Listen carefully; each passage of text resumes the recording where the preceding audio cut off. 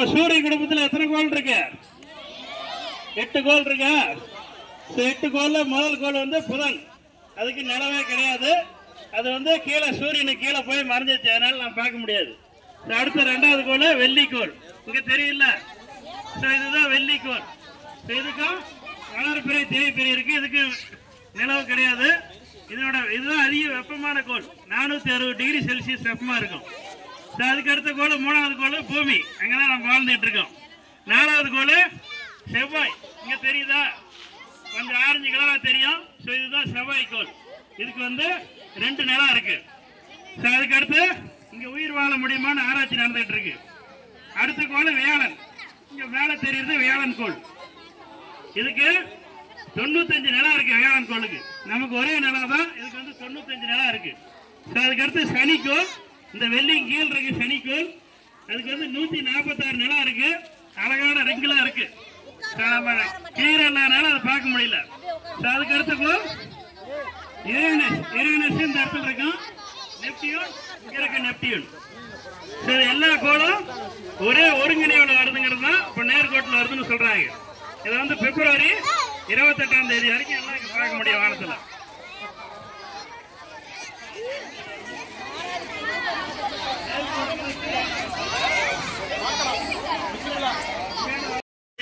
இந்த இடத்துல நாம் வாழ்ந்துட்டு இருக்கோம். இதுல முதல் கோள் என்னது? முதல் கோள் புதன், அதான் சூரியனுக்கு பக்கத்தில் உள்ள கோள். அது வந்து சூரியனுக்கு கீழ் இருக்கு, அதனால நான் பார்க்க முடியாதுப்பா. அதுக்கப்புறம் இங்க எல்லாம் பார்த்துருக்கீங்க. இந்த இடத்துல இங்க மேல பாத்தீங்கன்னா இங்க இருக்கு, தெரியுதா? இதான் வந்து வெள்ளிக்கோள். இது 2வது கோள். சூரிய குடும்பத்துல வெப்பமான கோள் இதான், 460 டிகிரி செல்சியஸ் இருக்கு.